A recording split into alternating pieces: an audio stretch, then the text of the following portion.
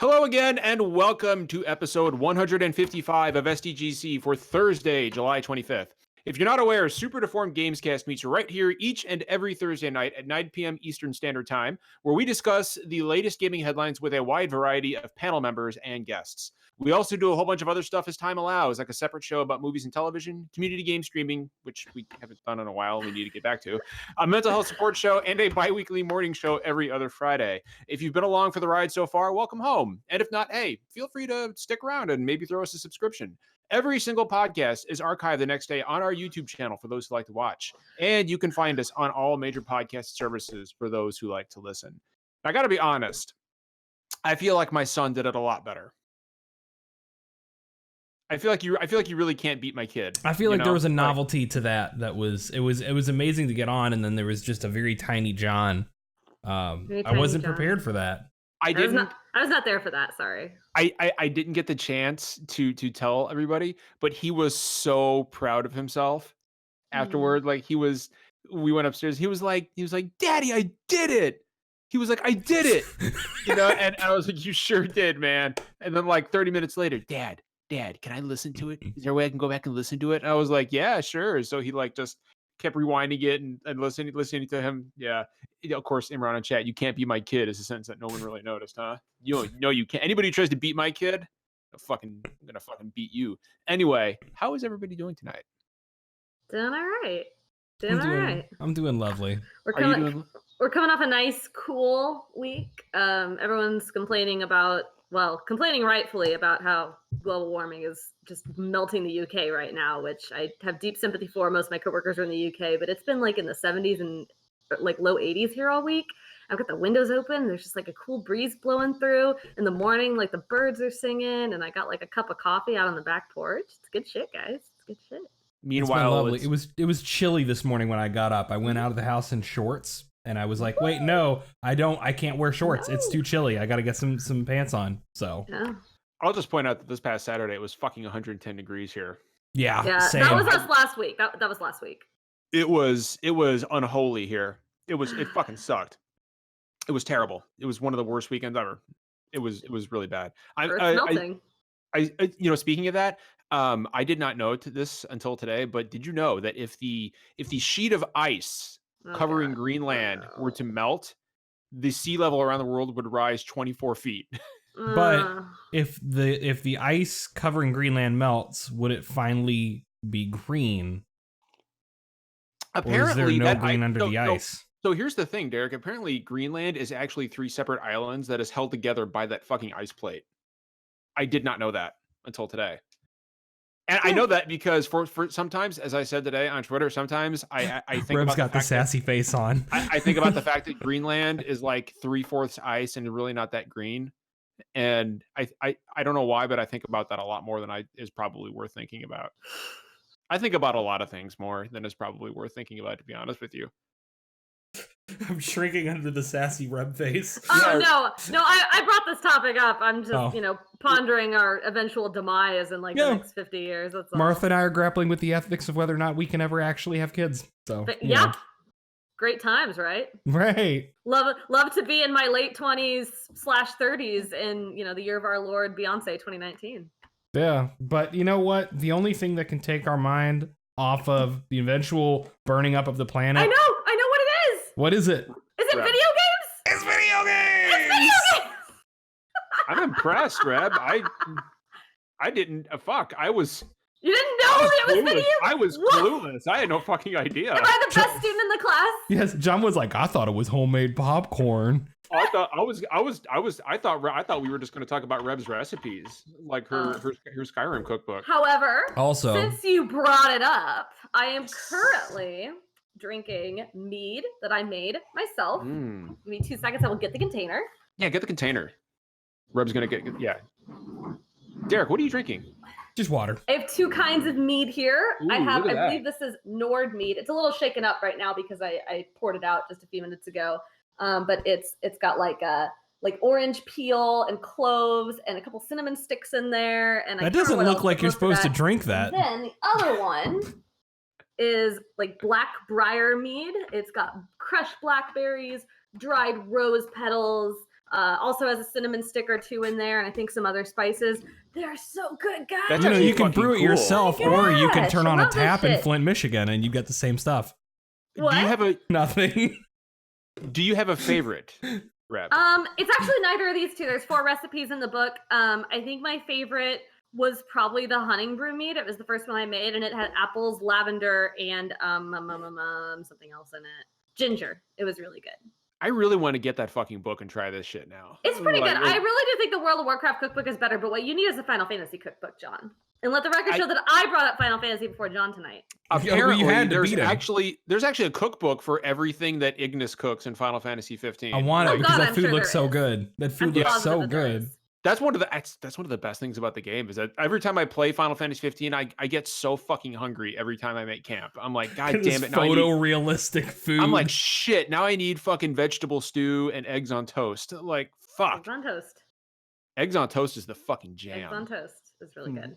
Fucking love. I like to Really use. fucking good. breakfast I like food. to use. There's a bakery down the street, Reb, that makes a really good like rosemary and olive oil loaf. Oh, fucking hell, man. Yeah, and I'll cut up a few slices of that, and I tear a hole in the bread, put some butter in the pan, drop that shit in there, and crack the egg in the middle of the bread. Oh fuck yeah, that's my. And then I'd slice some tomatoes, drizzle with olive oil, salt, and pepper. Eat that. You don't even fucking. Oh, it's so fucking good. I haven't done that with like that rosemary bread, but I make eggs like that a lot. It's real good. And then you take the middle parts that you've cut out of the egg, right? And you butter them, and then you put a little bit of brown sugar and cinnamon on them, and then you fry them in the pan. I like that. Oh yeah, you don't waste that. That's good shit. By the way, I want to give a shout out to Lervinar in chat who says 15 is underloved. I could not fucking agree more. Could not agree more. Can we talk about Final Fantasy tonight, guys? You guys want to talk about Final Fantasy? I don't want to talk about Final Fantasy. Listen, you did with us a whole like series of podcasts where we talked about nothing but Final Fantasy. We're still not done. No, but the amount that I talked about Final Fantasy on those podcasts, I talked about 6, 7, and 10. That is the amount that I want to talk about Final Fantasy for the rest of my life. That's the amount you got. That is all I have. I've said everything that I can possibly say about Final Fantasy ever. Well, if that's the case, Reb, why don't we kick this off by having you tell us and all the lovely people in chat what you have been playing recently. Oh gosh, I didn't even prepare for this. I must have been playing a lot of World of Warcraft. I think I've talked about this on the podcast recently. I won't like show off my UI again like I did on the Friday morning show a couple weeks ago.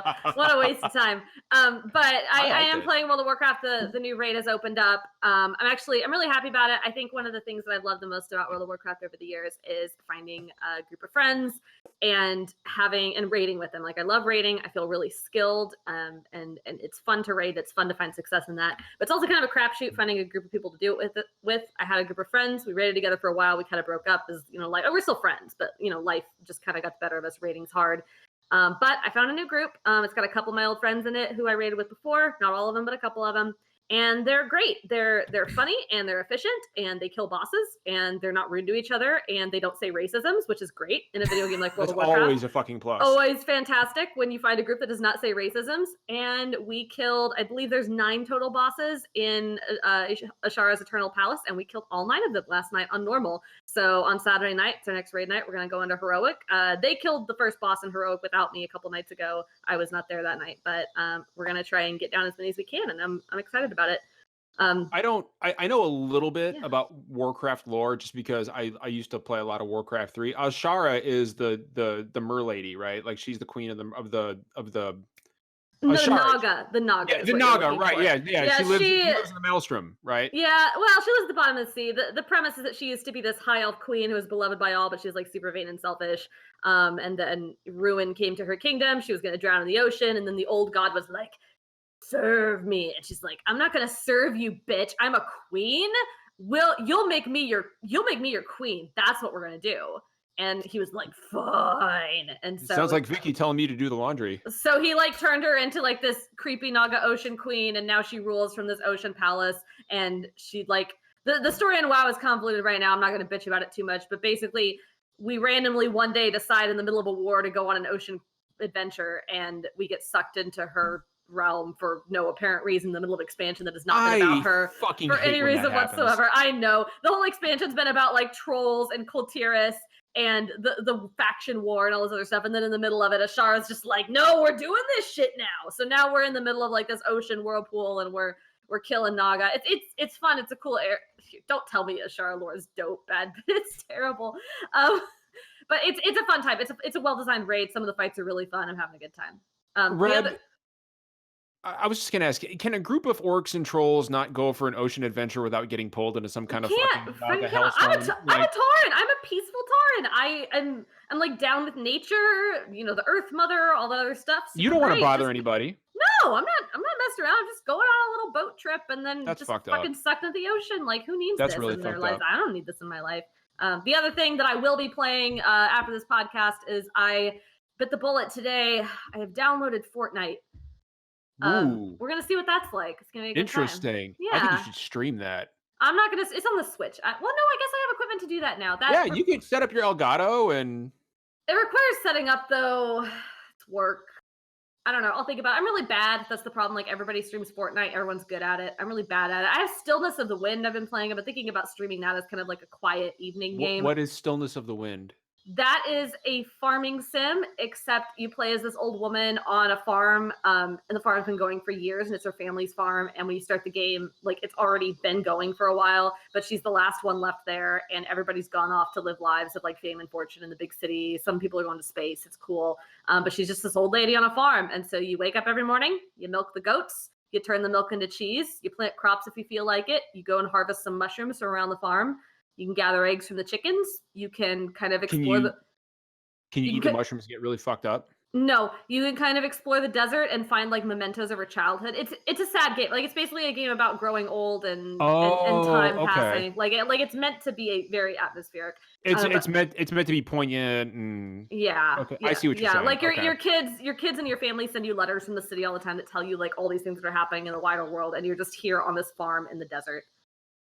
Reb sandbagged that joke. She always sandbags my like. Yeah, Sorry. No, Reb. It's fine. I need to be kept in check. Derek is clearly not willing to do it. So No. he's not. So I need to be put in check. Reb, there's actually a game coming out on Switch that I think would be perfect for you, and it's 2 Point Hospital. Yeah, I've heard about that. That game looks. I get about 20 emails about it a week. That game looks fucking delightful for some reason. If you look, John joke Reb, no. Yes, that's pretty much. If you think it's bad here, you should see the DMs. She's just like, nope. No. And I'm like, okay, well, it's not that bad. Sega sends me a lot of emails about it, like just absurd amounts of emails about 2 Point Hospital. I get emails from devs I've never even heard of on the official account. Like I got an email today on the official account for a game called Mophie's Law. I've never even heard of Mophie's Law. Like I have no idea what it is. Derek, I mean, Yeah. Reb, are you playing anything else before? No, that's everything I'm playing. That's already too many things to be playing. I will add on the end of that. I am excited for Fire Emblem 3 Houses. I'm not getting it tomorrow. I'm going to get it next Friday after payday, but it looks really rad. I haven't played. I've only ever played Fire Emblem Echoes. I haven't played any other Fire Emblem games, but every review I've read, I just did the Games of Straight Up Biz critical consensus for Fire Emblem 3 Houses. It's going to be up tomorrow, but every review I read, it sounds fantastic. It's I was actually really happy about the reviews. I'm a huge fan of Fire Emblem Fates, so I love, like, I had never played the Fire Emblem games until about a year ago, and then I played like all of the 3DS games in succession. So I kind of had like a Fire Emblem, just a solid month of Fire Emblem games, and I'm going to pick that up tomorrow, and Vicky's going to be gone all weekend, and it's pretty much going to be that and Final Fantasy 14 for me for the entire weekend. Derek, what are you playing at the moment, sir? Currently, by which I mean I'm about to stop because Fire Emblem comes out tomorrow and it's gonna suck me up forever. But I've been playing Marvel Ultimate Alliance 3, which came out last week on Switch. And I've had a really good time with it. I'm a big Marvel nerd. I grew up like reading the comic books.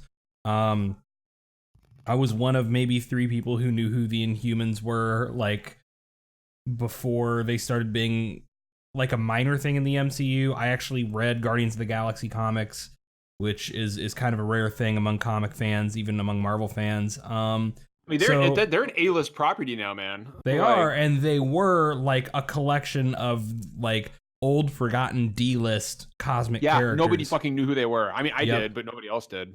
But anyway, so Marvel Ultimate Alliance is a lot of fun. It's significantly better than the previous games, but it's Marvel Ultimate Alliance. It's a better version of what came before it, but it's not a complete overhaul. People expecting this to play like a character action game, you're gonna get let down. It's a fun, especially co-op, kind of Gauntlet or Diablo type game. It doesn't always run at particularly good resolutions. I was going to ask about that. I've heard there's been some technical hiccups. I will say that there are times when I definitely notice, especially in handheld mode, the resolution dropping. It does like a dynamic resolution thing where the resolution, when things get real heavy, is it really noticeable? Down. It's much more so in handheld than it is docked. The frame rate apparently is, the frame rate's like roughly 30 frames per second, and it's not like super consistent, but I haven't really noticed any major problems with the frame rate. Nothing that has been like a problem where I go, ugh. Like, it's usually very momentary and then it keeps going. The resolution drops are a bigger deal. But again, like, they're usually momentary because like 5 different people just unleashed crazy, super powerful attacks. And there's a billion not particle, but like attack effects all over the screen, and everything's exploding, and then it comes back. But I've heard like also like when during the big team up attacks, it's really easy to lose like track of your characters as like where they're at, and that's another kind of drawback. There is an interesting conversation to have about whether or not Ultimate Alliance 3 will end up on other systems. I know that people are going to go, oh, it's published by Nintendo, it won't happen. But like, plenty of involved with Nintendo games have ended up on other systems before. And Ultimate Alliance 3, I think more than most games I've played, would really benefit from being in 4K. Because it is like the cell shading makes it a lot easier to track the chaos, but it's a chaotic game. And your camera's zoomed out, and you've got 4 different people using super flashy attacks, and enemies everywhere, exploding, bright, colorful backgrounds. Like, it can get messy and hard to track during its most chaotic moments. And that's not really a big problem, but like higher resolutions would really help with that. So, this sounds like a job for the Nintendo Switch Pro. That doesn't exist. It doesn't fucking exist. What else are you playing, man? I've been streaming Dark Souls 3. Again, has been playing it again, streaming it the first time, having a lot of fun. I haven't been able to watch your Dark Souls 3 streams. Where are you at? Because I am intimately familiar with Dark Souls. Right now, I just beat Aldrich today. So I'm about to have to fight the Dancer and, go on from there the next time I start There's a really cool lore moment. Actually, Aldrich is one of my favorite encounters in the entire game. There's a really cool moment there when you realize that he has consumed. That's Gwen. not just somebody who looks like Gwen. It's actually Gwen who has been assimilated into Aldrich. Dark Souls 3 is a I'd say like a masterclass in like being a mirror and reflecting on the nostalgic elements of the first entry. Like, it really, really echoes back to that very, very famous first game, because 2 it's Gwendolyn. Yeah, I always get the names Gwendolyn mixed up. sorry, Gwen is the father, Gwendolyn is the son, and Guinevere is the daughter. Yeah. But anyway, so He's the Holy Spirit. The dog, obviously. I like going back, because Dark Souls was a very, very impactful, important game to me. So going back and realizing that I was back in Anor Londo in Dark Souls 3, like, give you goosebumps, man. Going up the spiral, the weird spiral. I was like, oh shit, I'm in fucking Anor Londo. Like, I don't want to get sucked too deep into Dark Souls talk, because I go on forever. Of course. But yeah, so I've been playing that. I've been playing Marvel Ultimate Alliance. And that's about it. I got a couple other games on the back burner, but I've been playing Marvel Ultimate Alliance super hard, and it's gonna get put on the back burner because Fire Emblem is gonna be the only game I play until I've beaten all 3 paths. I just know it. I love Fire Emblem. I have been playing since the original GBA game came out. The original that came out in the West. I've played every Fire Emblem game that's come out in the United States. I'm deeply in love with them. I somehow only found out the other day that Ike is gay, which is crazy because that's my favorite Fire Emblem protagonist, and I just didn't know that, and that makes me love him even more. You can bet I'm gonna be really fucking gay in Fire Emblem 3 Houses. Yeah, and I like that there's some bisexual options. I I do think that I'm way better at being gay in video games than I am in real life. I do hope that, because it bothers me a bit that like there's 5 different women in the game who are effectively bisexual. You can romance them as either a male or a female lead character. But there's only 3 men, and of them, like, there's one good choice, like, of those 3, from what I gather. And it's weird because, like, Claude isn't one of them. The brown skin, right? Claude's gay. the brown skinned boy who's one of the 3 main Fire Emblem Three Houses characters. Claude's he not. Is or he isn't? He's not. He's not. Oh, okay. No. He's not. But he should be. That's a case Yeah. where Nintendo is just wrong. They can come out and be like, he is explicitly straight, and they'd be incorrect about their own character. Because you can look at Claude and just be like, bottom. Like, and I'm sorry. God, I'm sorry. I'm just saying. But yeah, so good shit. that's what's been going on with me.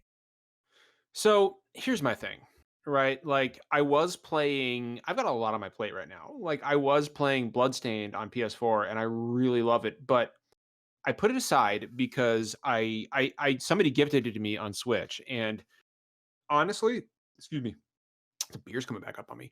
Honestly, I would rather play it there, as I feel like Switch is a better delivery system for Metroidvania games. It feels right to me. So what I'm doing is I am holding out to see if this patch that's coming soon, apparently at some point from IGA, is going to fix the issues that Bloodstained is experiencing on the Switch. Because I'll tell you right now, like I fired it up just to see how.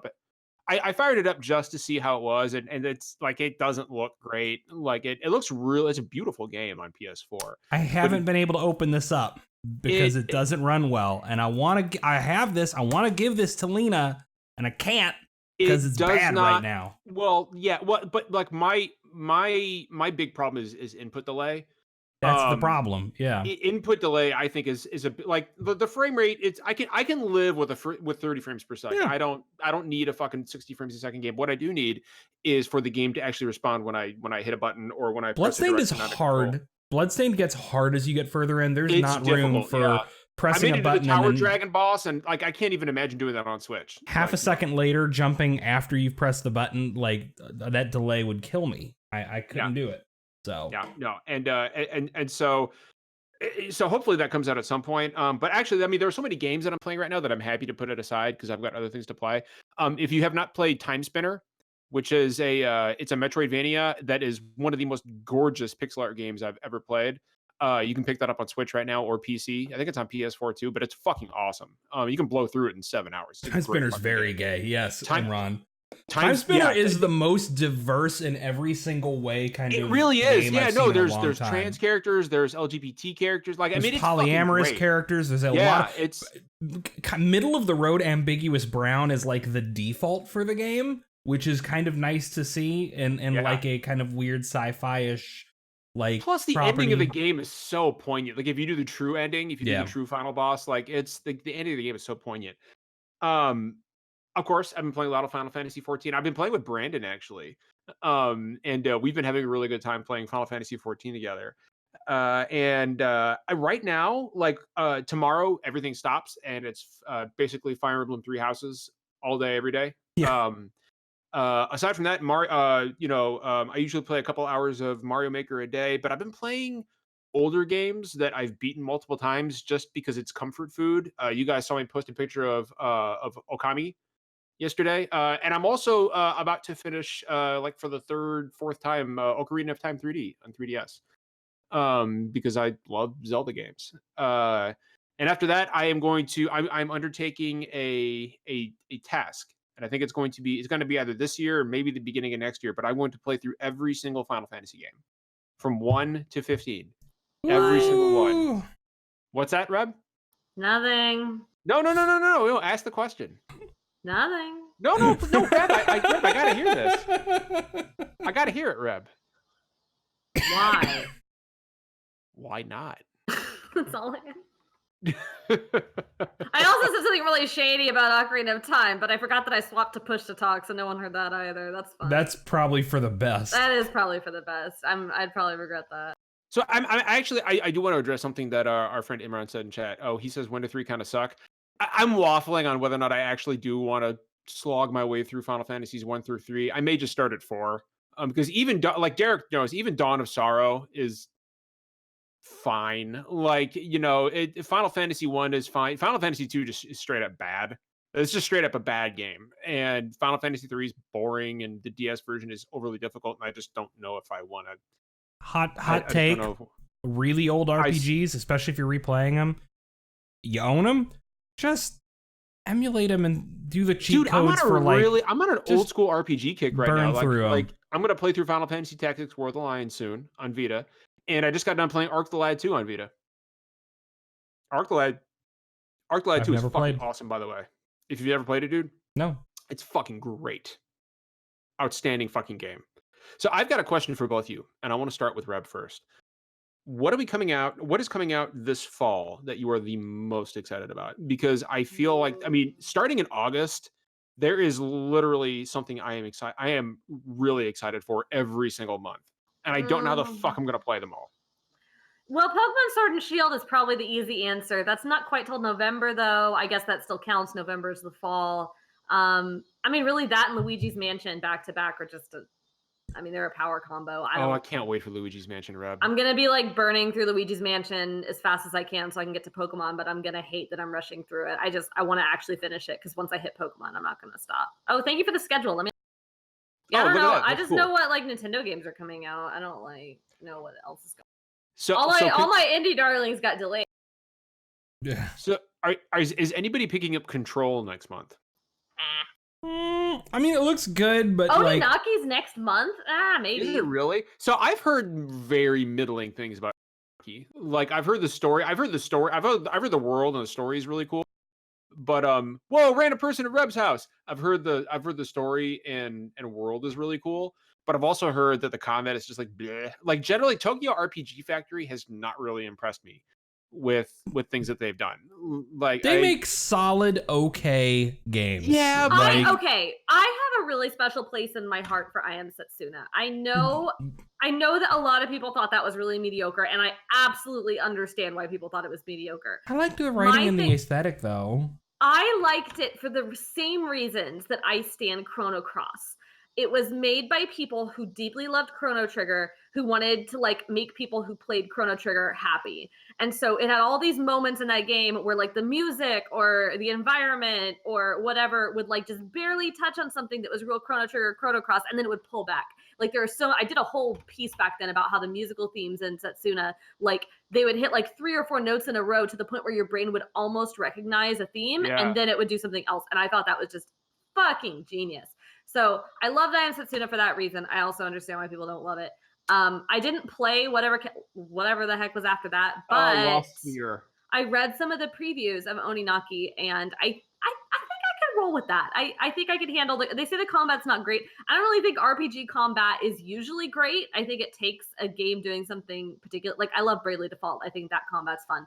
But I don't think RPG combat on its own is super great. So I'm not too worried about it not being great. But the premise sounds really cool. This world where everybody's really into death or whatever, and it matters so much, how you die and how you feel about dying. That's also fucking Spirit Detectives. It's right out of Yu Yu Hakusho, guys. Anime. Anime's real.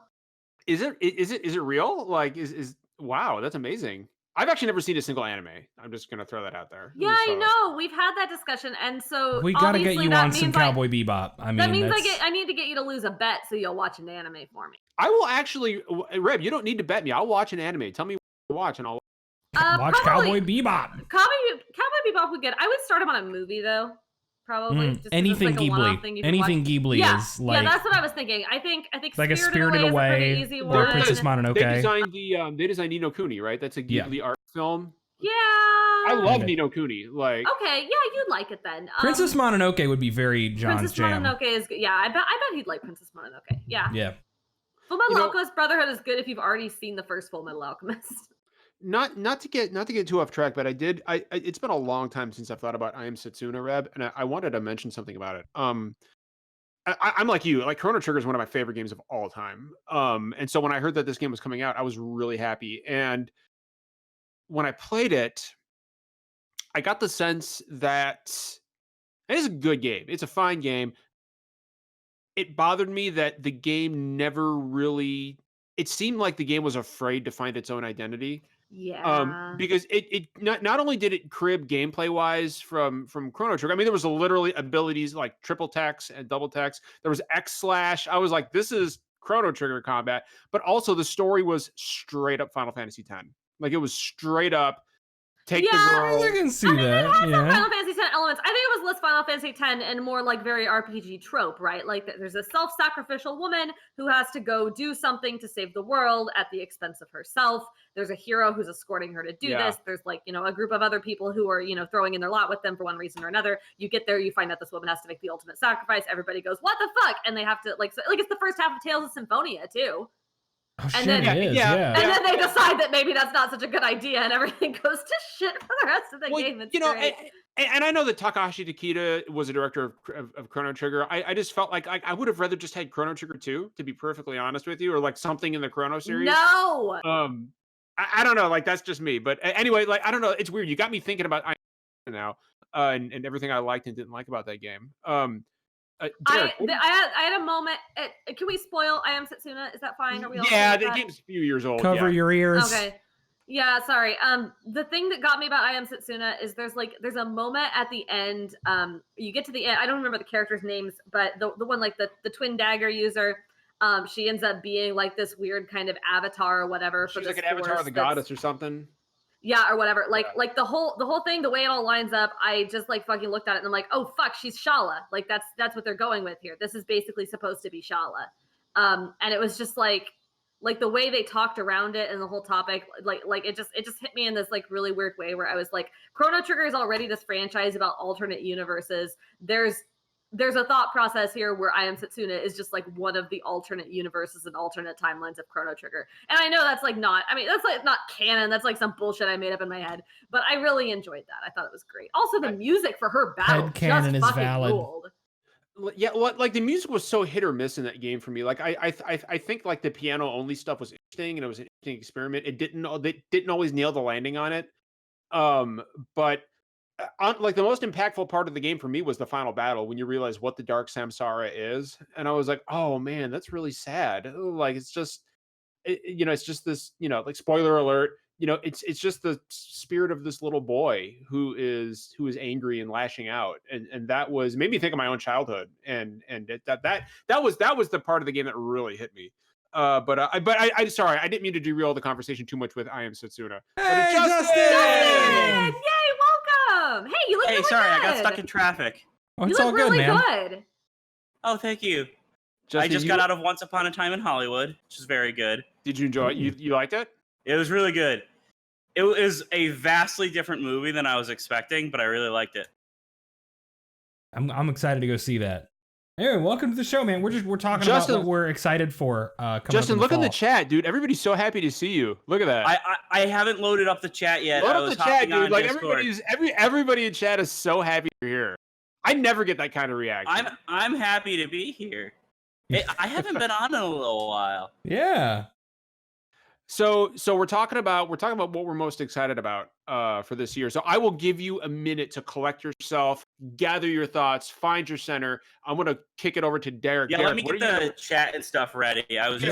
load the chat up. Derek, what are you most excited about this year? Starting in August, because we're at the end of fucking July. Yeah. So I once again, I think Pokemon Sword and Shield might be cheating to say because it's the most obvious answer.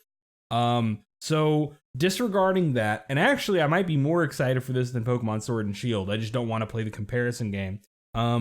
Monster Hunter World Iceborne.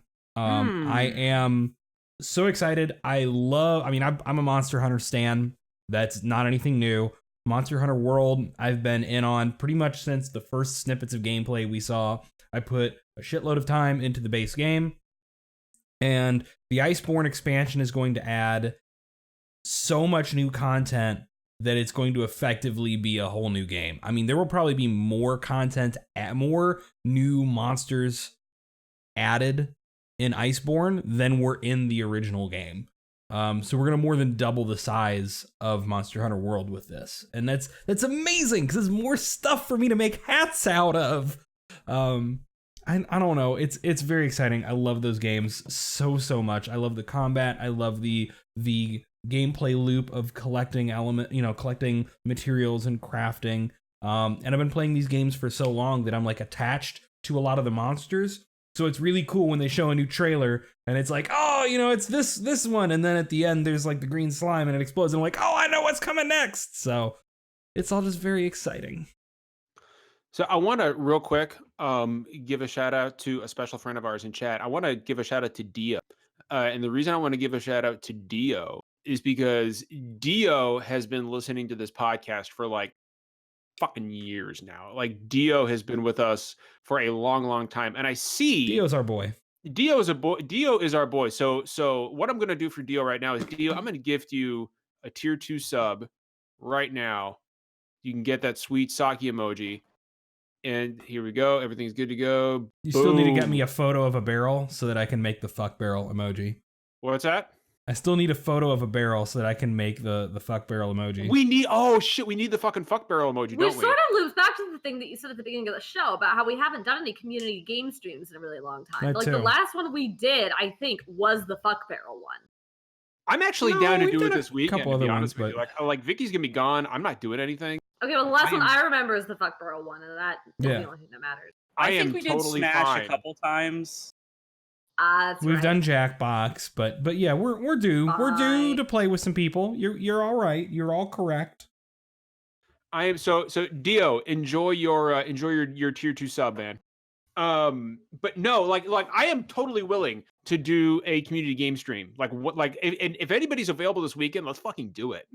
Like I'm fucking down. Like what are we playing? What are we gonna play? That's the question. We'll figure it out. We're gonna play Smash. We'll talk in chat. We'll figure it out. Play some Fortnite. We're gonna play some Fortnite. I'll play some Fortnite with you guys. Like I'm gonna suck right. ass at it, but I'll play it. I'll play it. Fuck it. Derek, what else are you excited for Overcooked. this year? So Monster Hunter World Iceborne, Pokemon Sword and Shield. No, we're not playing fucking Overcooked. No. Sorry, We'll Derek. play Overcooked. Didn't mean to interrupt you, but no. I We'll play Overcooked. believe MechWarrior 5 Mercenaries is coming out this year.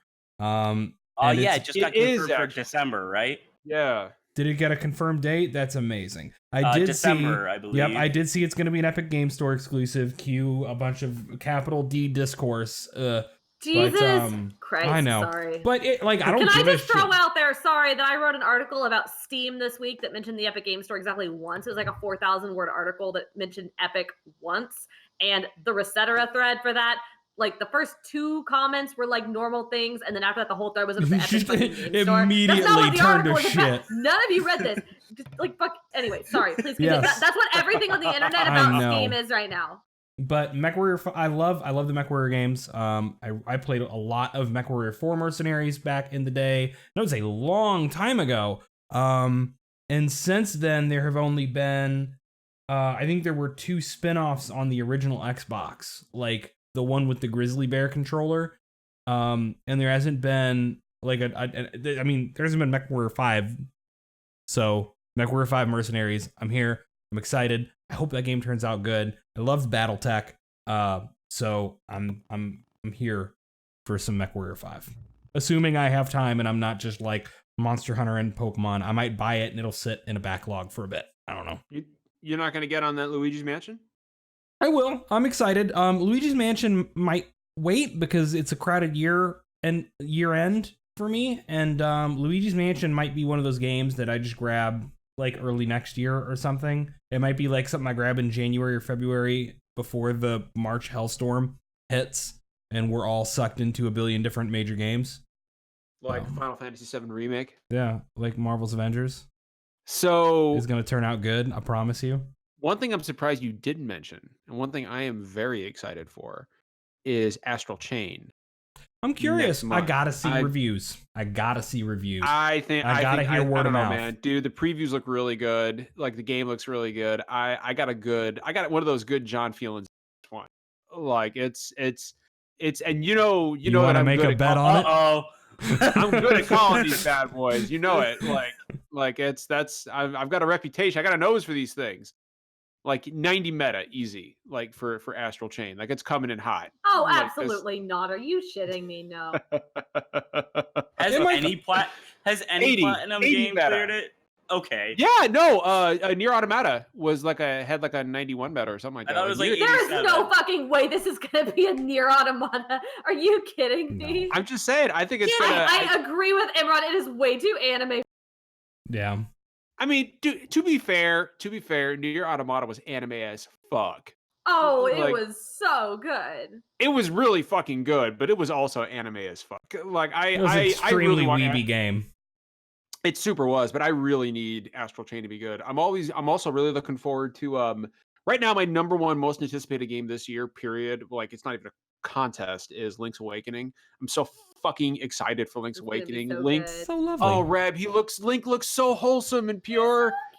And I'm gonna fucking cry the whole game. Everything's gonna be so cute. I'm gonna protect the shit out of him. And every time a Moblin hits him with a spear or an Octorok hits him with a rock, it's gonna hurt my heart a little bit because he's perfect and pure in a world that, quite frankly, doesn't deserve him right now. And I'm gonna take that fucking amiibo wherever I go for like a month because it's just Link's Awakening, man. Like it's one of my favorite Game Boy games. One of my favorite games, and I'm gonna play the fucking shit out of Link's Awakening. Yeah, from Shade. Is anyone on this podcast getting? Does anyone care about Death Stranding on this podcast? No, I don't know. because Do we I just don't wanna know what the game is. Do we I just don't want to know what watch it is. social media lose its mind? Like the gifts are going to be amazing that whole week. I don't I fucking have know what I it have the is. baby lamp pre-ordered. Oh, Justin, Oh, dude, why? please bring it on the podcast when you Oh, get you it. must. You're I may required not to. I may not keep it. But I wanted to secure the pre-order just in case. Did you Yes, guys- I am looking forward to Death Stranding. Justin, didn't Kojima get stopped at an airport because of Oh the baby? God, yes. Like- Let me tell that story. So Yeah, please. Kojima was on his way to Comic-Con. He was doing like a storytellers panel with Norman Reedus that was hosted by Jeff Keighley. And he got like stopped and pulled aside at customs because he had one of the baby lamps in his luggage to take around. And so I want to see that security footage so badly because it's probably Kojima in like a back room trying to go through a translator explaining why he has a Trying to baby. explain Death Yeah. Stranding, not to people on the internet who believe whatever the fuck he to says, like a TSA but to worker. TSA. Can And you that's why I have imagine, a like, baby in a very large mason jar. Like I've got this image of Kojima like pulling it out and setting on the counter, being like, "So what had happened was No. is like He would like it would take like 4 hours to explain it, and he would start by like explaining the philosophy of his logo. yeah no and after about 30 minutes the Derek. the TSI guy just grabs his shit and leaves. Like You can fucking- go, fine. when is it actually coming out? Like what's the release date? It's in, like, November, right? It's, like, yeah. November- November. Really early November. It's I wish I could be excited about it, but I don't fucking know what it is. Like Yeah, no, I have no idea. as I keep joking in chat, it's just an interactive Tool music video at this point. I've seen no actual game. I mean, I've seen like 13 seconds of a man walking around, and that could be a tech demo. Like I've seen no reason you know, why I should play It's it. gonna be one of two things. It's either gonna be like absolutely fucking revolutionary in some really wild way. I think there's a very low chance of that, but it could be, fair enough. Or more likely, it's going to be fine. Like it'll be a good game. It'll try to do some cool stuff. Everybody will be really confused when they write their reviews. And God, the reviews are going to be great. The reviews are going to be so much fun because no one's going to know anything about this game. And then all of a sudden, a Yeah. bunch of reviewers are going to have to try to explain it to people. God, I fucking love this industry. It's so weird. and this game is like gonna come in so divisive. Like it's published by Sony, and Sony will like send like giant like lists of things you can't talk about in reviews for spoilers. So like, can you imagine like Gameplay there's, like, some mechanics. Don't huge talk about what major kind of thing. game it is. Like, Yeah. Oh, it's like Super Hot when all the reviews for Super Hot came out and everybody had to put like that one like they were told at the end of the game, all the reviewers to like put the one sentence in the review or something. yeah. yeah. And so everybody actually did.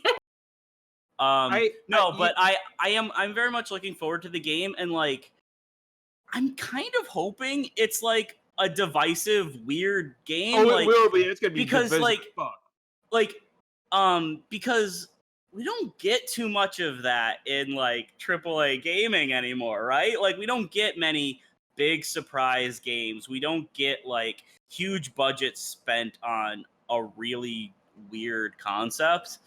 And like I don't think I want just like, you know, I don't want a safe game from Kojima these days. I just want him to do something weird and like just burn that Sony money. I don't care. The like thing about Kojima is this, Justin. Like, this is the thing about Kojima, right? Like, he's made, so since 2008, which is when Metal Gear Solid 4 came out, he's made what, 2 games? Not including Death Stranding. He's made Metal Gear Solid 4 and he's made Metal Gear Solid 5. Kojima for me, like, and I Peace get Walker. and Peace Walker. Sorry, you're right. And Peace Walker, right? So he's Which made 3 bad Metal Gear Solid games. I would disagree with you. I enjoy all 3 of those games a hell of a lot. So for me, Kojima's a mixed bag, right? Metal Gear Solid 3, objectively for me, is a near perfect game. Like Metal Gear Solid 3 is 3 is literally almost a perfect game. Metal Gear Solid 4 was fine. It had problems. Peace Walker, I think, is one of the best Metal Gears. And then Metal Gear Solid 5, we all know what happened with that. Although part of the blame falls on Konami for that, not Kojima.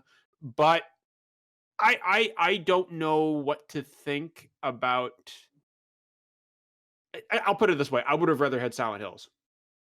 I just want to take the day off and look at Twitter on the day it comes out. Oh, That's what I want to do. I want to take the day off work. I just want to turn on Twitter.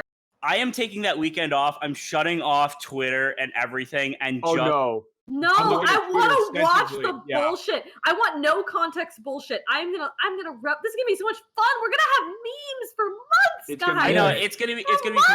It's gonna be great. cool. I think I'm going to like completely like sequester myself for that weekend and then like come out on the other side like changed. I don't know. Video games so much. They're so stupid. But no, it's cool. Like I kind of want like the reaction. Quote that. GIF that. Somebody GIF that.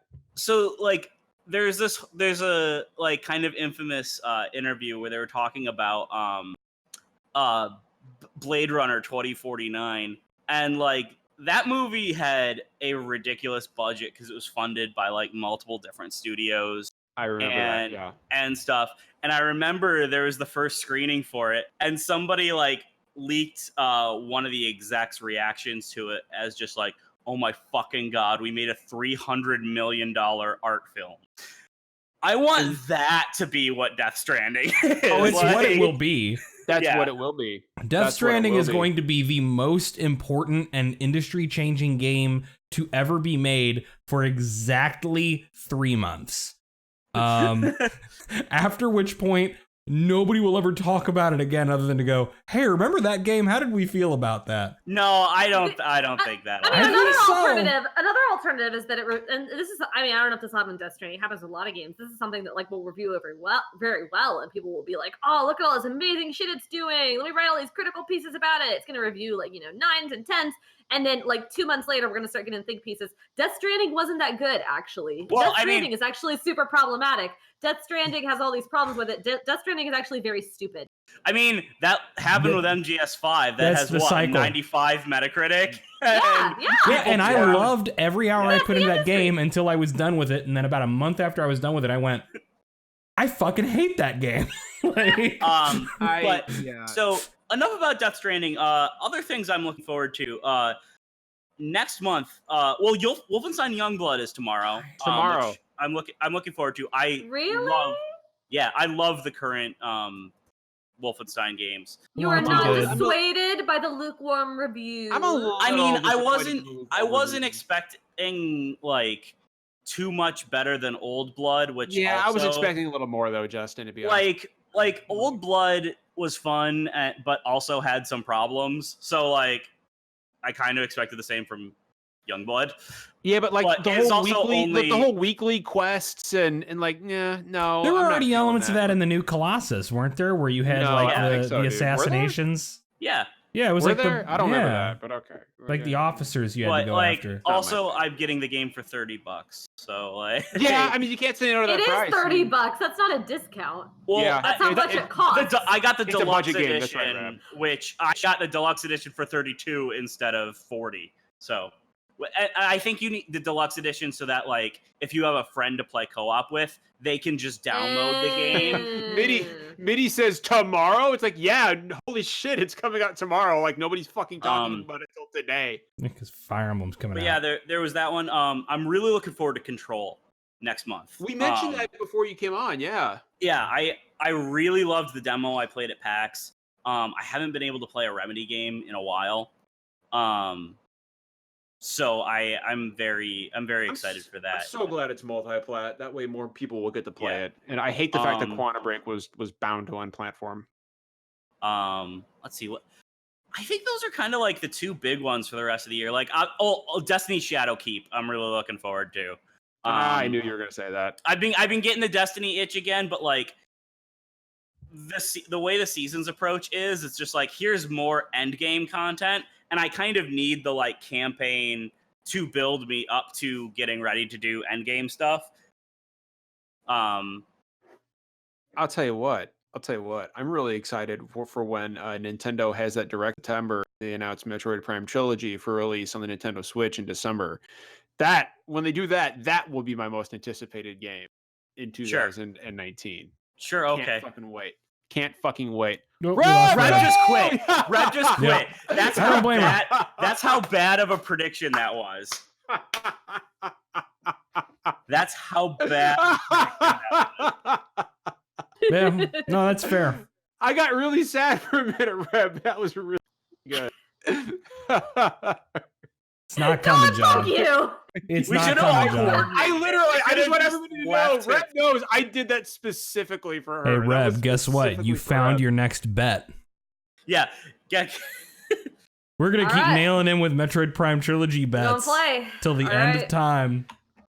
So, All right, here's the deal, John. We're going to make a bet on this Metroid Prime Trilogy appearance, and if it doesn't show up, you have to watch Revolutionary Girl Utena. What is that? I don't even know what that is. Exactly. I don't even know what that is. Everybody who's watching Utena is like, make I'm John watch the intrigued, lesbian though. show. I'm Let's intrigued. go. I'm intrigued. I'll watch it. Look, if you guys look, I'll watch. What was it? Princess what Mononoke? anime am I supposed to Princess watch? Mononoke is a work of art, though. That's not a punishment. Yeah. No, he I'll didn't watch say it. Fine. I'll watch it Mononoke. this weekend. He Tell you didn't what, say I will- Mononoke. I'll tell you We'll what I'm put a going to list do, for you though. So, what I'm together gonna do. So here's the deal. I've never watched an anime before. I will watch it this weekend. And I've got anime. myself, and I will live tweet my reactions while Yeah, I'm watching watch it. Princess Mononoke. Make that your first. I will. That's a good one. You'll like Yeah. that one. You'll Yeah. actually you will And actually then- have an enjoyable experience. Yeah, I and love then- anime. I had to dig out a book today, and I accidentally found the collection of DVDs that I brought with me from when I moved to Kansas City. And I have like very few movies. I don't watch movies, and like I have like How to Train Your Dragon, Cloudy with a Chance of Meatballs, Monty Python and the Holy Grail, and then like 6 animes. That's what I have. I can't believe I forgot this one. I'm going through my list of games for the rest of the year because everything comes out within like a month and a half. Yeah. Doom Eternal, I am extraordinarily excited for. That's coming out this year. Oh shit, that is coming out this That's year. November. Shit. Yeah. Fuck November. Fuck you, November. Jesus Christ. What am I supposed to do? Fucking Luigi's Mansion on Halloween. Quit your job. And then Pokemon. And I fucking love Pokemon now. Like fucking Pokemon Let's Go got me Quit all hooked on Pokemon. So I'm your super fucking excited. Job. I might have to, dude. Like by the way, Derek, that was like strangely arousing. Like you should talk like that more. Like that was Rev's that was not okay with that. smoldering. Derek's got the smoldering voice over here. I'll tell you what, Wait. we have got a lot of questions to answer tonight. And so I do want to Justin, did you want to I mean, I don't really have more to say about Doom Eternal other than it's going to be good. Like, I have full confidence in that game. I'm not worried about that one at all. Yeah, That's one of those gimme games. We know it's going to be fucking good. It's Doom. I'm not worried about that one bit. So we've got a ton of questions to answer tonight, and I wanted to stick with one. You know, let's start with one from @Lervinar, who's in chat right now. These are all from Twitter. What games have a special place in your hearts, even though they may not be great themselves? Which I thought was a really interesting question, because not all the games we love are actually great. Reb. All right, so I got into video games really late. Okay, Nier's really good. Don't do that. When I grew up, I didn't really own any video games until I was about like 11 or 12. I got into video games way late for my age group. But my next door neighbor had an N64, and we were really good friends. And so I would go over there and I would play games with him. And he had like Mario Tennis and stuff, Mario Party, play that. But he also had Donkey Kong 64. And Donkey Kong 64 is like objectively bad. It's not good. The controls are a mess. A lot of people have nostalgia for it. I think Banjo-Kazooie is probably a better game. I haven't played it, but my understanding just reading about it is that it's a better game. But God, I fucking love Donkey Kong 64. We played it so much. And that was like, I was at an age where we had like game facts and stuff, so we could like look up walkthroughs, but it wasn't easy. Like it wasn't super accessible and easy to navigate. Like we were like we would go like to my house and print off pages from that website from the walkthrough and bring them with us, and then sit down and like try to play and like try to find, when we get stuck, we'd like try to find the information for the level we were in on these printed off pieces of paper. And we were like also, we were like 10. He was even younger than me. We weren't great at video games yet. The controls in Donkey Kong 64 are just ridiculous. But we had so much fun. And it's a single player game too. So we'd like trade the controller back and forth. And, we'd try to get all the golden bananas. And there was that like stupid turtle thing that's like, it laughs whenever you lose the race. And it's like really bad. And we hated that thing. And it was so good. And we got through, like, it took us a couple of years because we just like play like every weekend or so for a couple hours. And we weren't very good either. So it took us like years, but we eventually got to King K. Rool at the end, and we almost beat him. We got really close because you got to go through with all 5 Kongs, and we got really close, but we never beat him. And then my neighbor moved away, and we didn't finish the game. So I've never beat Donkey Kong 64, but I just like have this deep, deep love for it. It just, I still, when I still had an N64 at home, I made sure that we had a copy, and I would like go play it sometimes if they got a file. I don't own one anymore, but I don't think I ever want to put in the effort to finish that game because it's a lot of effort for a game that's kind of clunky, but I do miss it. I would like to just pick up a file kind of where I left off and just beat the final boss just to say I did, and then call it good. I've got a lot of games like that, Rep. That's great. Thank you for I sharing love Donkey that. Kong 64. I'll go next. And I want to stress, like, because I know that this is going to piss some people off. It's not a bad game at all. It's a great game. It's just a game that hasn't held up well. And it's a game that I recently beat, and it is Secret of Mana. I just recently played the Collection of Mana on Switch, and of course I've beaten Secret of Mana like a billion times. But Secret of Mana was the first game that I played and stayed up all night to play. Like I was like what, 12, and my dad was out of town somewhere, and my mom was passed out. I stayed up literally until the sun was coming up. And I looked out the window, I was like, oh my God, the sun's coming up. Played Secret of Mana was the first game I played all night. And playing it again on Switch, like, it's still a beautiful game. I love the pixel art, the combat, but it does not hold up well. Like, the combat today is just not intuitive at all. It starts off very difficult, and by the end of the game, you're just blasting through everything. But there is spoilers for a fucking game from 1993, but that scene at the end where Popoy, the sprite, basically is erased when you kill the Mana Beast, and the sprite winds up on another world. He says, I'll always be looking down on you, and the very last thing you see when it says the end is you do save Santa from the ice monster. He becomes, that's true. But when the sprite is in the tree looking at the world he left behind, and it's playing that music, and the title of the music is called God, I can't remember the name of the song. I'll think of it at 2:00 in the morning, but it gets me every fucking time. And I said that on Twitter, but it like playing Secret of Mana again makes me think of being a 12, 13-year-old sitting in my room at home, just escaping from everything around me and staying up all night and playing just a wonderful video game that I loved, with characters that I related to. And yeah, Secret of Mana, not bad, not a bad game. It's a classic. It just hasn't held up well. That's all. The best thing in the world about Secret of Mana, because I played the remake, I didn't play the original, is the dancing shopkeepers. Yeah. Oh, yeah. Like, and the thing is, Reb, is I finally, like, of course, we all finally got to play Trials of Mana, which has problems. Trials of Mana has problems, but they've kept the dancing shopkeepers. They're all in their turbans, and they're all like doing this. They're all doing the whole, like, they're dancing around. That's what they're doing. Tell me that's not what they're doing. Like, and I was never able to figure out.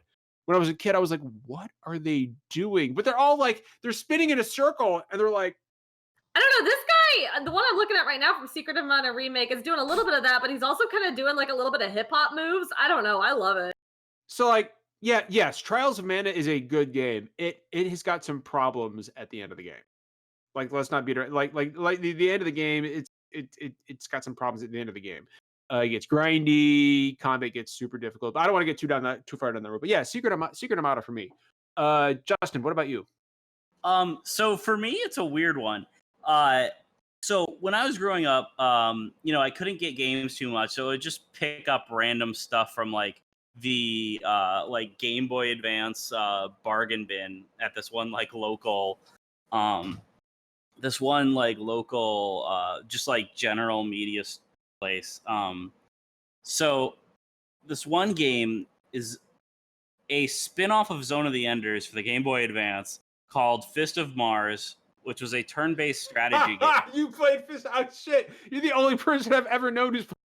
Dude, I have finished that game so many times, and like because it's the easiest thing I've ever played. So the the combat system, like when somebody targets you, it goes into like a little mini game where you have to dodge the crosshairs. Yep. Yeah, it's. But like all it's you so need to bad, do is just go around the borders and you will never get hit.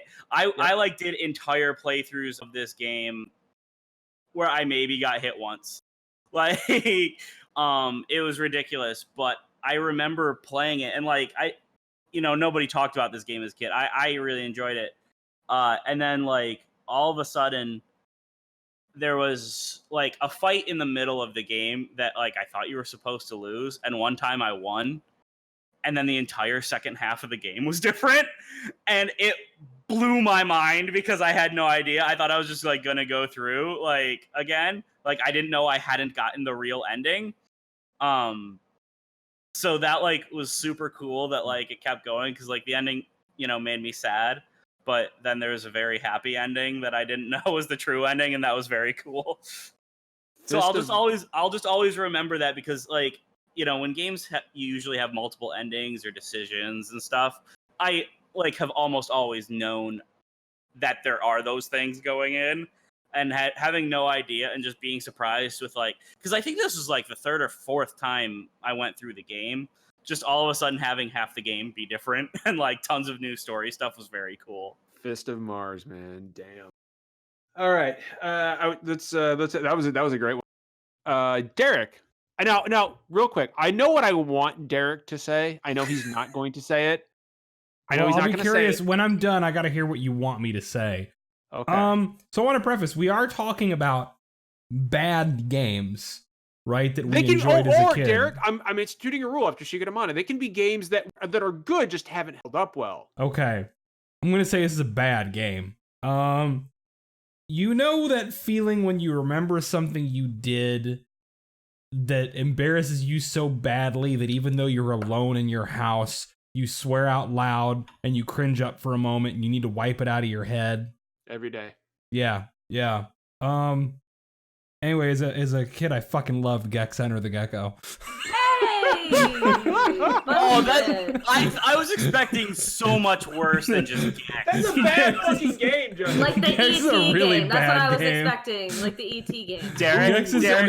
Derek, let me make you feel better. Yeah. I had the Game Boy Color port of Gex. You know what? It was probably a better game than the actual Gex Enter the Gecko. Oh, it was not. Wow. It was barely Gex functional. is one of Derek, the I worst. poured at least 30 to 40 hours as a kid into not Mario Party, but Pac-Man Fever, which was like a knockoff Mario Party game with the Pac-Man characters. It only had 3 maps and like 20 mini games, and it was shit. So we're fine. Gex was voiced by Dana Carvey? Yeah. No shit. Yeah. Dude, I didn't know that. If I still considered it childhood, I might have also subbed in Sonic R, which I still love to this day. I was expecting something like Blasto or something. No, Gex is bad, Blasto? though. Gex is straight up bad. Try to replay it. It is one of the worst controlling 3D platformers. I mean, not like Gex Bubsy is 3D bad, yeah. but it's bad. Gex runs like a fucking insane bull. It's like it's impossible to control him. Like, Have you ever watched someone try to speedrun Gex? It's very funny. So what? I'm not gonna. Derek, Is that Derek, a thing? Apparently it is. Derek, yeah. I'm not gonna lie. I was hoping Derek would say. What? Oh, fuck. And the game is so bad that I was hoping Derek would say The Quiet Man. I was hoping Derek would say The Quiet Man just because of the wonderful 3.5 hours that Derek and I spent I'm not together a child. streaming that fucking I wasn't a child when That we game played that came game. out like what? Like last 10 months year. ago? Yeah, but It's Derek, too soon. It's too Derek, soon for that it's too soon. The bullshit. problem is I may not have memories, been a Derek. child when we played it, but it did reduce me back to a quivering, crying baby. I have much never like laughed. the Ridley fight in Metroid Other M. I is have bad. never laughed as hard as I have in years as I did when Derek and I were streaming The Quiet Man. Like Derek, that was such a good fucking time, man. Like I actually, in a weird way, treasure that One of because the worst things. I had such a good fucking time. So Emma just mentioned that Gex is part of the Square Enix Collective Initiative. So like I guess indies can use that IP and just like make shit with it. I actually think if that's true, no one's ever used Gex apparently. There's a reason. No, but hold on. Gex is one of those IPs that an indie with a really good sense of humor could pick up and be like, hey, remember that really shitty game? Well, we're bringing it back and it's not going to suck because we're doing all these stupid things with it. And like, it could actually be good. Like, do you know what I mean? Yeah. No, Like They if could- the right studio picked it up. They could bank on everybody remembering picking it up from Blockbuster Video and like playing it and not even getting close to beating it and being Remember like, this oh stupid yeah, I remember that Bargain as a Bin kid. Yeah. Yeah, we're going and- to do that again, but we're going to make the bullshit funny. Yeah. Yeah. Like Didn't they Yeah, try to no, do that with Bubsy though? voice it by John Mulaney. So I want to Oh. no. We've got no, Derek, don't nod like that. No, Derek, no. Okay. We've got more questions to ask, and I want to keep our answers brief because we've got more to get through. This one is from Dio actually. Dio asked this questioner on Twitter. He asked this question on Twitter. What games would the crew erase from their minds to experience it for the first time again?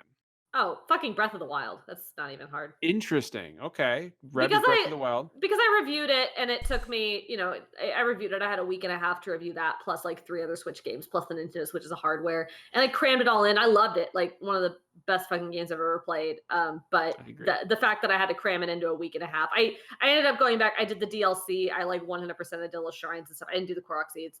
And that was better. Like that made me re-love it again at the pace that I wanted to love it. But I would erase that and I would take my time with it easily.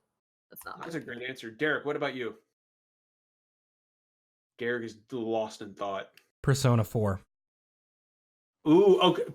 Persona 4 Golden or Persona 4, the original one? Vanilla Persona 4. Vanilla Persona. I don't okay. really care that much. I think all of the stuff added in Golden was very fan service oriented, and the stuff that was very impactful to me about Persona 4 was not. I mean, like the funny, like, yeah, silly, like we're gonna go have hijinks at like the summer camp thing, like that, and drinking in the bar, like that stuff's fun.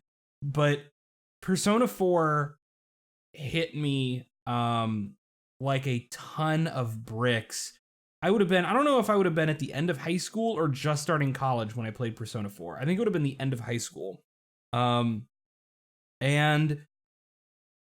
I mean, look, Persona 4 may have its issues, but it is one of the most gut-punchingly direct and honest games about kind of the emotional turmoil of being a teenager and navigating those kind of relationships and learning to be okay with a lot of the more problematic aspects of yourself and forgive yourself and love yourself anyway. Like, it's a very impactful game. And I would love to re-experience that message fresh as somebody who's older and already loves myself much more. Yeah, that's Persona 4. So before we go to Justin, I actually want to read something that someone in chat put there because it would be a shame for anybody who's listening to this to not see it. Lervinar in chat just said something very poignant and really got me. And I'm going to read it. He said, "My mom in life and death has long been likened to a tree, kind of in a Shel Silverstein way, but strong roots and an all-encompassing canopy to shelter those near. enough so that half her ashes are buried underneath her favorite type of tree, which my dad had picked as a sproutling, so that she may grow anew, if you will. It's in my grandfather's yard. Symphonia is the last game my mom ever got me. She had gotten it through GameFly, saw how much I was enjoying it, saw how much I was enjoying it, and paid to keep it. That the game culminates with saving the Tree of Life is absurdly fitting. Last time I played it was after she passed. I shut myself in my room, marathoned the damn game, and lost my shit at the end because at least there I could save the fucking tree. End Cinematic even leaves it open with a line about naming the New World tree. I still have my GameCube copy. That's amazing. That's a good story. That's a great story. Thank you so much for sharing that. We really deeply appreciate that. Thank you so much. You're a wonderful person. And your mom sounds like she was a beautiful woman. Justin, please. I can't really follow that up. Yes, you can. Yes, you can.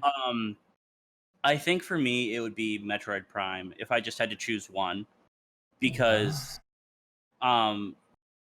nothing has ever given me the same kind of sensation as that very first like moment when you step out of the ship on Talon 4 and like the rain is like beating down. You're alone, you don't know where you're going. Like something about like that specific moment just as a kid hit me so hard and like really kind of cemented certain things that I love about games, like in terms of atmosphere and setting, and you know, approach to design that like still really speaks to me. And like just like that singular moment, and then the sense of discovery, like as you move throughout that world, really was something that was super impactful to me. And I would love to, you know, go. I have that game memorized. I have every inch of that game memorized. I just beat it again earlier. I spent weeks at 99% trying to find the last one, like missile upgrade that I couldn't find. I learned every single inch of that game, and so like I think I probably have the most intimate knowledge of that game of any other game, and I want it to be gone so I can enjoy it again. I'm a little frustrated with Justin right now because Metroid Prime was what I was gonna say. Damn it. I'm sure people were expecting me to say Final Fantasy VI, but no, because Final Fantasy VI is very important to me for a very specific reason. And so that game came along at me at a time in my life when I needed it. So I would not want to erase my first memory of that game because it's something that's very important to me. And I was going to say Metroid Prime, but you know, Justin took it and explained it exactly the way I would have. So what I will do is I will say Dark Souls, because Dark Souls, you know, I love the idea of, right, Justin, this is why I love Metroid games, because Metroid really has always nailed, except for Other M, has really always nailed that sense of it's you in this alone in this hostile world. And God, those fucking dogs, man. Look at those good puppies. Metroid has always nailed that feeling of it's you in an oppressive environment alone, and I can't stop looking at Derek's dog. Oh my God, they love him so much. I'm trying to explain my game, but I can't stop looking at Derek's wholesome dogs. Like, I just want to go upstairs and hug my dogs now. Fuck, these dogs are so good. But Dark Souls is very much a Metroidvania, in my opinion. Like, you're dropped in the middle of a hostile world, and there are multiple branches for you to take, and you know, the game doesn't hold your hand. And you know, based on my life experiences, I the idea of it being just me against the world is something that really resonates with me.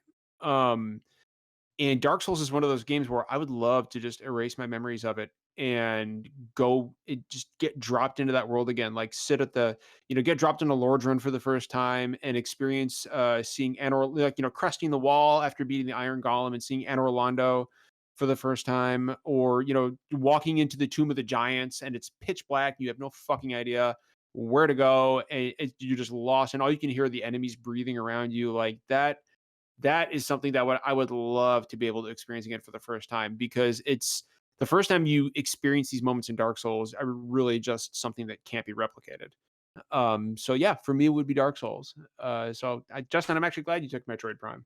Yeah. You're yeah. That one's a really good choice, John. I think I've gotten this question before. I always say Breath of the Wild, but I definitely think there are like games where there are games that are designed to be replayable just like kind of infinitely, and then there are games like Dark Souls and Breath of the Wild where learning and like learning the map, learning how the world works is such an integral part of that enjoyment that once you've beaten it, you can go back and replay it and you can get different things out of it, but you can't really get the same kind of thing out of it. That Exactly. initial learning is so key to that enjoyment.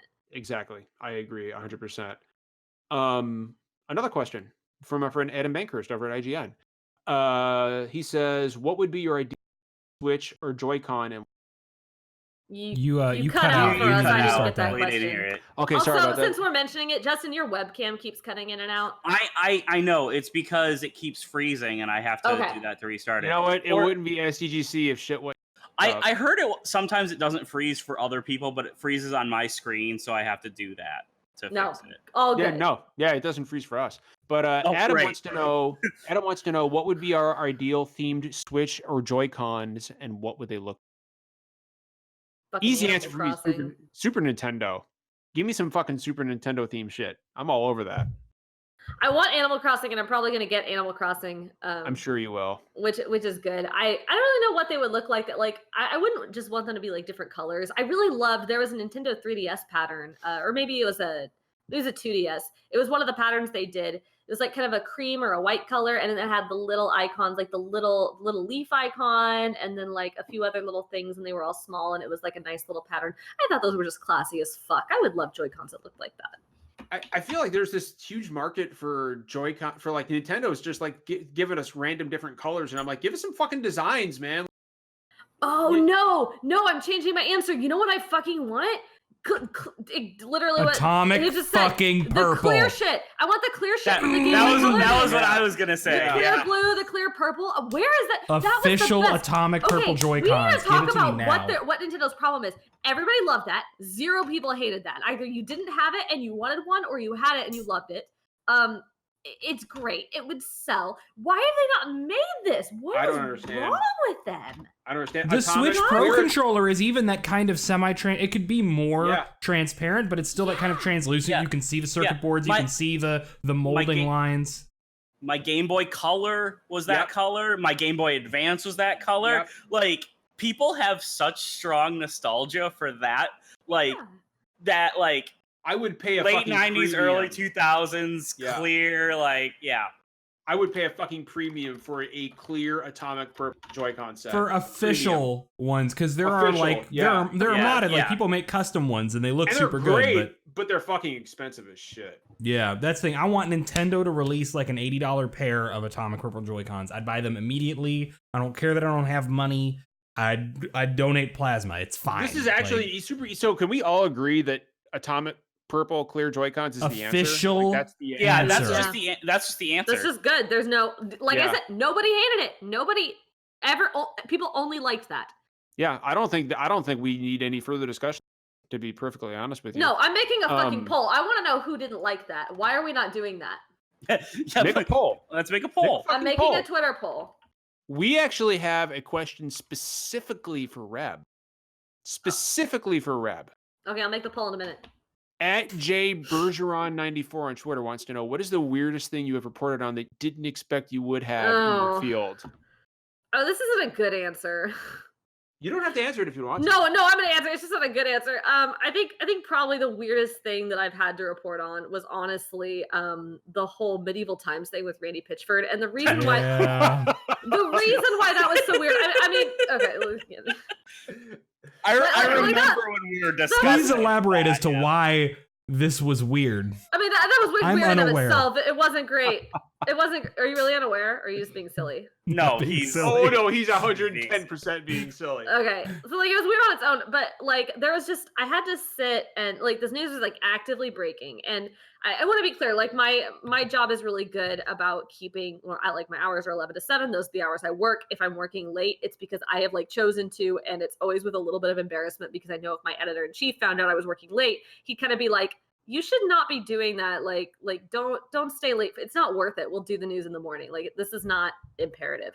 But that particular night, I decided that the news was like actively breaking, and so I wanted to finish it. And so I stayed an extra like hour and a half, and the extra hour and a half that I stayed, I was listening to the podcast on which Randy Pitchford basically admitted to leaving this flash drive in the medieval times.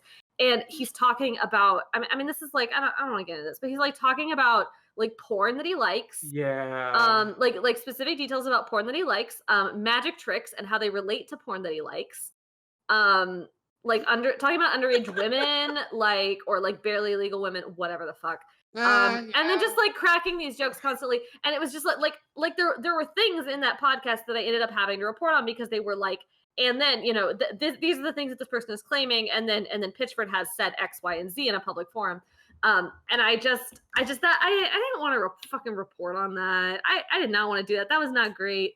That this just not fun. But it was weird also. Like aside from being not great, it was also extremely weird. Like the fact that I know what the CEO of the company that makes one of the biggest games of this year, the fact that I know what kind of porn he likes, that's just information that I would not have put on a bullet point list as information mandatory to be doing my job. Yeah, 2008, 2019 is just a fucking what a time. Like what a time. It's the future is a strange and mysterious place. Yeah. Like, I get weird press releases all the time, but I usually don't have to report on anything weird. But that one was a little wild. That was yeah. No, Reb, that's understandably weird. Like I have dark. You know what? We're just gonna move on. And we're gonna ask another question because I should have seen that one coming. At Cam Konek on Twitter wants to know, what is the best fishing minigame? It's Final Fantasy 15, by the way. Like that's just the fucking answer. Like even if you don't like the game, the fishing minigame is fucking great. Fishing? Ooh, that's a tough one. It's Final Fantasy 15. I mean, that's my answer. Like, what's good about it? What's good about that fishing minigame? It's just it's fun. It's quick. It's easy. Like it gives you you can actually get items. Like it's not complicated. And there's actually like bosses. Like some of the fish are really hard to catch, and you've got to get the right line. You got to get the right lure. You got to manage your stamina. Like it controls well. It's really good. And I really like that's one of the. Actually, that's like the best minigame in Final Fantasy 15 is the fishing. I see some people in chat saying Animal Crossing and Stardew. Reb, what would you say is the best fishing minigame? It's neither of those. Stardew's maybe a little bit better. I like how you can improve at the Stardew Valley one. I think that one's good. But other than that, I don't know. I feel like fishing minigames are either really good or really bad. Yeah, they're like never. I don't know that they're ever really good. I can't think of a game that had fishing in it that I like that like stuck in my brain in a way that was memorable. I really can't. Honestly, the only thing I think about is the speed run from a couple GDQs ago of the guy who ran Sega Bass Fishing, and that wasn't a minigame. That was just the whole game. It was a 5-minute speed run. It was the funniest fucking thing I've ever watched at GDQ. Look up like GDQ Sega Bass Fishing. It's well, like feeding Sid. That's fucking dark, man. That's cold. But like the thing about the fishing game in Final Fantasy 15, Reb, is that like when you land a fish, like when you're fighting with a fish, like this super heavy action music plays, and like everything's action oriented. You're like fighting for your life with this fucking fish, and then you pull it out, and Gladio's like, Gladio's like, whoa, you got a big one. Like it's fucking great. Everything about the fishing game is great. Does anybody have an example of an actual fishing game, like an actual good fishing minigame? I liked Far Cry 5's a lot, actually. There's even like a whole system within it where like you need to like you're trying to top the leaderboards for like who catches the biggest fish of each species. It was kind of fun. It was like fly fishing. It was also seamless too. You basically just equip the fishing pole off of the weapon wheel and walk into water, and then you can start fishing. I enjoyed it. Derek, what about you, man? Is there a fishing minigame that you really like? So I will say, because I don't think I've ever personally enjoyed playing a fishing minigame. Me neither. I don't think any of them have ever really been great. I will say the most enjoyment I've ever gotten out of a fishing mini game is watching people play as Big the Cat in Sonic Adventure. Wow. That's Wow.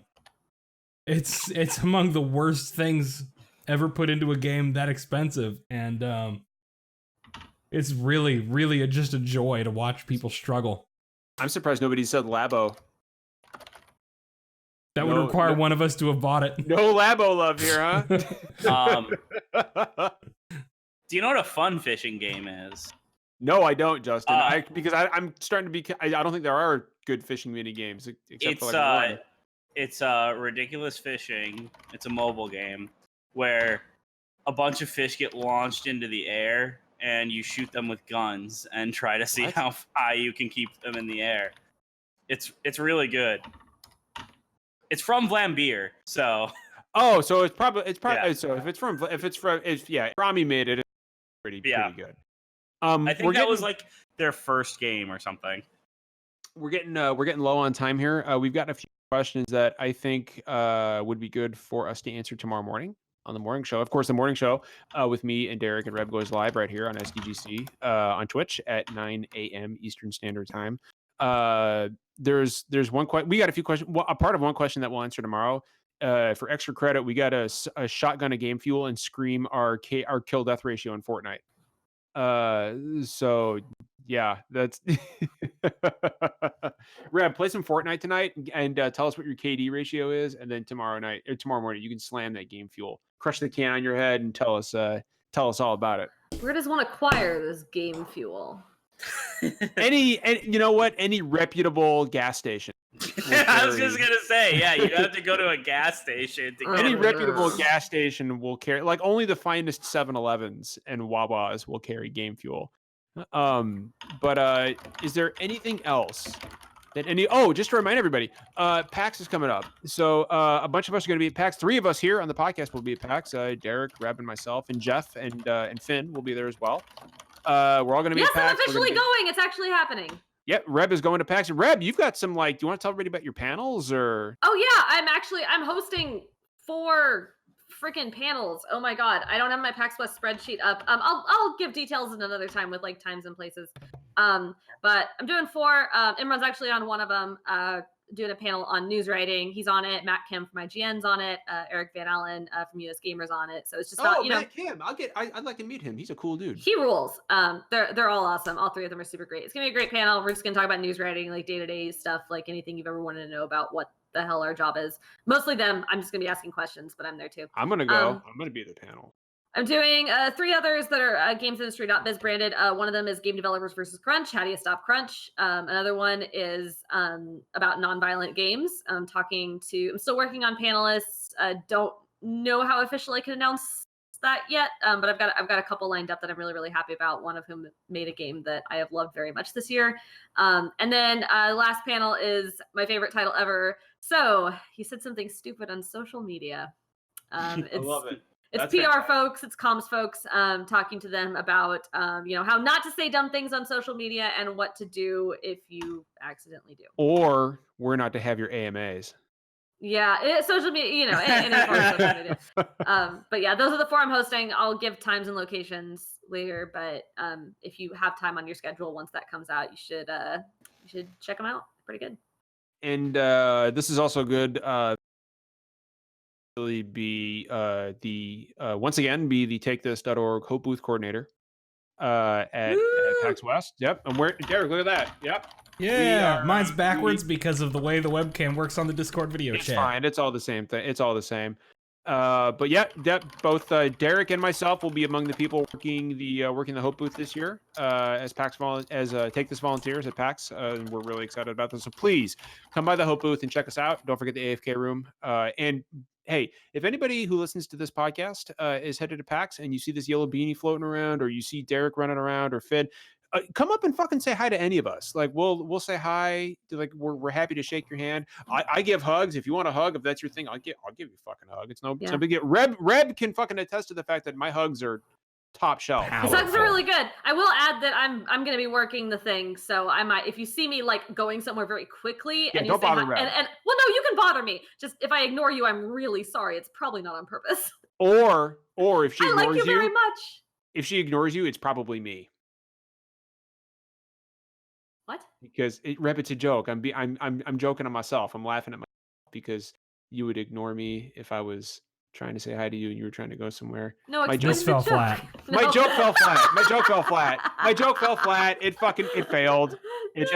John, she would not just ignore you. She would tell you to go fuck yourself and She then probably keep would. I didn't walking. understand that. She would never say that. No, to just me. my apologies in advance. I tend to get like single-minded when I'm going. somewhere Imran very thought I quickly, meant so- I would be cosplaying as Reb, and no. Oh, that'd be that- great. That's Cosplay kind of me. what I thought so too. I didn't cute. quite get it. You are I'm you so are cute you and are nice. you are incredibly cute and nice, and these are things that I am not. Oh, And I will well, never. you're nice sometimes. I literally was introduced today I to know. to an intern as, so here's John. He's super scary. He looks super scary and rude, but he's actually not that bad. Oh, well, thank you so much for that. I appreciate that. Thank you. Not that I haven't heard that reputation. But Go anyway. vote in the poll I just tweeted. Who just Did you just tweet a poll? Someone just voted that they were bad. Actually, I want to know who the fuck this is. Who is the reason that we have not gotten more of these? Who's Cosplay as a responsible? can of game fuel? No, I'm not going to cosplay as a can of game fuel. All Sorry. right. Well, so right, I believe Let's wrap is- this. Yeah, let's wrap this thing up. Derek, why don't you take us home tonight? All right. So like I said, last little bits of housekeeping. Tomorrow morning, it's 9 a.m. We'll go live with the SDGC morning show. We'll be back again next week. We will be at PAX. You know what is that? It's the very last week of August, Very right? last That week. last weekend. If you want to support us and help subsidize the cost, because we pay out of pocket to travel to those kind of events, you can subscribe to us here on Twitch. You can help us out on Patreon. Anything you do basically goes to paying us back for our own travel costs, hotel costs, food costs, things like that. But all of that is optional, of course. We're going to go and we're going to talk to indies and get you some interviews and some coverage regardless. I hope all of you have a wonderful rest of your night. It's not always poetry. We don't always agree, but we do always keep it real. Be excellent to each other. Good night, everybody. Good night.